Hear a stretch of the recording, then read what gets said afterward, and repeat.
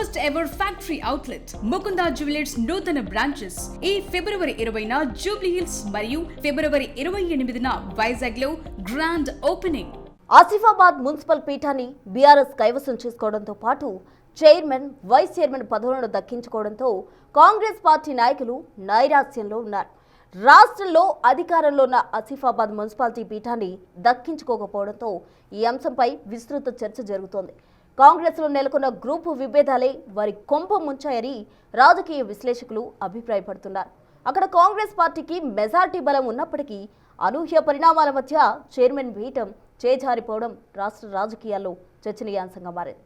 ఆ క్రమంలో Congress ధిక్కరించిన party కౌన్సిలర్పై EC అనర్హత వేటుతో ఆసిఫాబాద్లో మళ్లీ పొలిటికల్ టెన్షన్ మొదలైంది. ఉమ్మడి ఆదిలాబాద్ జిల్లా ఆసిఫాబాద్ మున్సిపల్ పీఠం చేజారటం కాంగ్రెస్ కు పెద్ద షాకే అంటున్నారు. ఆసిఫాబాద్ పురపాలక సంఘంలో మొత్తం 20 వార్డులకు గాను కాంగ్రెస్ 7 చోట్ల, ఇండిపెండెంట్లు 4 చోట్ల విజయం సాధించారు. బీఆర్ఎస్ అత్యధికంగా 9 వార్డుల్లో గెలిచింది. అయితే ఆ ఇండిపెండెంట్లు కాంగ్రెస్ రెబల్ అభ్యర్థులు కావటంతో 11 మంది సభ్యుల మద్దతుతో పీఠం దక్కుతుందని ఆ పార్టీ ధీమాగా కనబడింది. అయితే ఓటింగ్ సమయంలో కాంగ్రెస్ కు చెందిన ఒక కౌన్సిలర్ బీఆర్ఎస్ అభ్యర్థికి మద్దతు తెలపటంతో సమీకరణలు పూర్తిగా తారుమారయ్యాయి. దీంతో 9 మంది సభ్యులున్న BRS MLA Kova Lakshmi ex officio ఓటు, కాంగ్రెస్ రెబల్ ఓటుతో మున్సిపల్ పీఠాన్ని దక్కించుకుంది. ఈ పరిణామం వెనుక స్థానిక నేతల కుట్రలున్నాయనే ఆరోపణలు రావడంతో కాంగ్రెస్ అధిష్టానం తీవ్రంగా పరిగణిస్తోందట. ఆసిఫాబాద్ లో చేతికి అంది వచ్చిన అవకాశం చేజారిపోవటానికి గల కారణాలపై పీసీసీ ఆరా తీస్తోందట.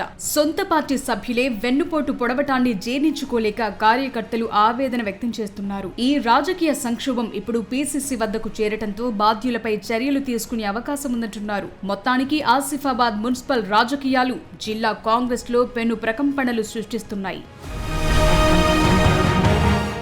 తెర వెనుక ఏం జరిగిందో స్పష్టత లేనప్పటికీ కాంగ్రెస్ తరపున గెలిచిన 7 కౌన్సిలర్లతో పాటు 4 ఇండిపెండెంట్లు కూడా తమ పక్షాన ఉన్న తరుణంలో మున్సిపల్ చైర్మన్, వైస్ చైర్మన్ పదవులు బీఆర్ఎస్ పరమవటం కాంగ్రెస్ అగ్రనాయకత్వాన్ని తీవ్ర కలవరానికి గురి చేస్తున్నాయట. ఎన్నికల సమయం నాటికి ఆసిఫాబాద్ పురపాలక సంఘం కాంగ్రెస్ ఖాతాలో ఉన్నట్లు ప్రచారం జరగ్గా ఓటింగ్ సమయంలో జరిగిన పరిణామాలు ఆసిఫాబాద్ జిల్లా కాంగ్రెస్ పార్టీలో తీవ్ర విభేదాలకు దారితీసి ఫలితాలపై ప్రభావం చూపించాయంటున్నారు.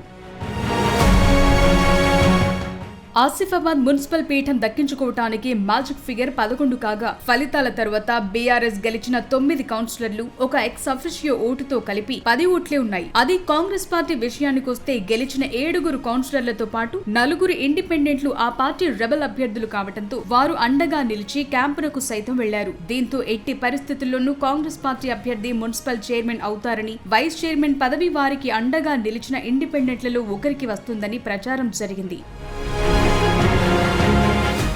ఆ తరువాత జరిగిన పరిణామాలు కాంగ్రెస్ పార్టీలో అంతర్గతంగా ఉన్న తీవ్ర విభేదాలను ఒక్కసారిగా బయటపెట్టాయి. పార్టీకి ఉన్న 7 సభ్యులకు తోడు 4 ఇండిపెండెంట్లతో కలిపి 11 మంది ఓటు వేస్తే చైర్మన్, వైస్ చైర్మన్ పదవులు కాంగ్రెస్ ఖాతాలో జమవుతాయని భావించగా ఆఖరి క్షణంలో పూర్తిగా తారుమారయింది. ఇండిపెండెంట్లలో ఒకరు రహస్యంగా బీఆర్ఎస్ వైపు మొగ్గు చూపినట్లు ప్రచారం జరిగినప్పటికీ అసలు విషయం మరొకటుంది. ఇండిపెండెంట్ల మాట పక్కన పెడితే కాంగ్రెస్ పార్టీకి చెందిన 13వ వార్డు కౌన్సిలర్ గుండా స్నేహశ్యామ్ బీఆర్ఎస్ బరిలోకి దింపిన చైర్మన్ అభ్యర్థికి చేతులెత్తి ఓటు వేశారు.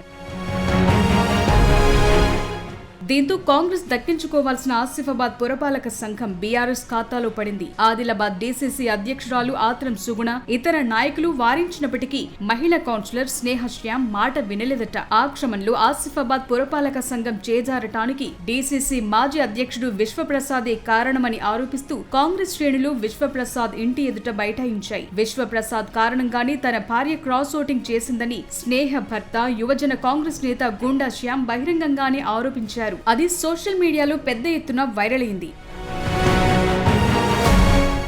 మరోవైపు డీసీసీబీ మాజీ డైరెక్టర్, కాంగ్రెస్ సీనియర్ నేత అనిల్ గౌడ్ స్వయంగా ఆ మహిళా కౌన్సిలర్ ను బీఆర్ఎస్ కు ఓటు వేసేలా ప్రేరేపించినట్లు కాంగ్రెస్ వర్గాలు ఆరోపిస్తున్నాయి. గుండా శ్యామ్ కూడా అనిల్ గౌడ్ వర్గీయుడే కావటం గమనించాల్సిన విషయం. ఆ క్రమంలో విశ్వప్రసాద్, అనిల్ గౌడ్ల మధ్య ఉన్న విభేదాలే కాంగ్రెస్ ఓటమికి కారణమన్న ప్రచారం మొదలైంది. వారి విభేదాల మాటేమో కానీ డీసీసీ అధ్యక్షురాలు ఆత్రం సుగుణను కాంగ్రెస్ శ్రేణులు సెంటర్ పాయింట్ చేసి టార్గెట్ చేస్తుండటంతో ఎన్నిక రోజు సుగుణ మనస్తాపానికి గురై కన్నీరు పెట్టుకున్నారు. విశ్వప్రసాద్ కూడా సుగుణతో పాటు కంటతడి పెట్టడం చర్చనీయాంశమైంది. ఇక ఆత్రం సుగుణ కాంగ్రెస్ పార్టీలో ఉన్న వ్యక్తి తన స్వార్థం కోసం ఇలా చేస్తాడని ఊహించలేదని గుండా శ్యామ్ విషయంలో ఆవేదన వ్యక్తం చేస్తున్నారట. అతను పరిచయమై స్వల్పకాలమైందని, అతను పార్టీకి చేసే మోసాన్ని ఊహించలేకపోయానని కార్యకర్తల ముందు క్షమాపణ కోరుతూ గోడు వెళ్లబోసుకున్నారట.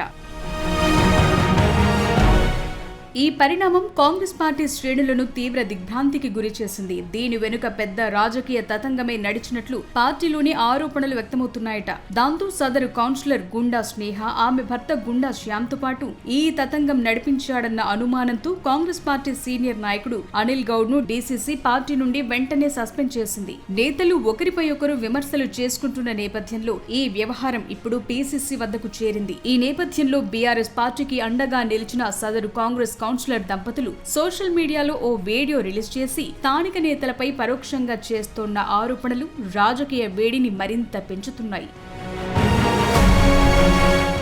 అసలు ఆసిఫాబాద్ పురపాలక సంఘంలో చోటు చేసుకున్న ఈ రాజకీయ పరిణామాలు ఇప్పుడు ఆసక్తికరంగా మారాయి. అసలు అనుకున్నదేంటి, జరిగిందేంటి, ఈ కుట్ర వెనుకున్నదెవరు, దీనివల్ల లబ్ధి పొందిందెవరు అన్న అంశాలపై కాంగ్రెస్ శ్రేణులు చర్చించుకుంటున్నాయట. మొత్తంగా కాంగ్రెస్ పార్టీకి జరిగిన ఈ నష్టానికి బాధ్యులెవరనేది ఇప్పుడు చర్చనీయాంశమైందట. చైర్మన్ ఎన్నికల్లో కాంగ్రెస్ పార్టీ విప్ జారీ చేసి ఉండడంతో ఎన్నికల సంఘానికి గుండా స్నేహపై ఫిర్యాదు సైతం చేశారట. దాంతో ఆ కౌన్సిలర్ పై ఎన్నికల సంఘం అనర్హత వేటు వేసింది. దాంతో ఇప్పుడు ఆసిఫాబాద్ మున్సిపాలిటీలో కాంగ్రెస్ బీఆర్ఎస్ బలాలు సరిసమానమయ్యాయి. ఇలాంటి పరిస్థితుల్లో మరి ఆసిఫాబాద్ మున్సిపాలిటీ రాజకీయం ఇంకెన్ని మలుపులు తిరుగుతుందో చూడాలి.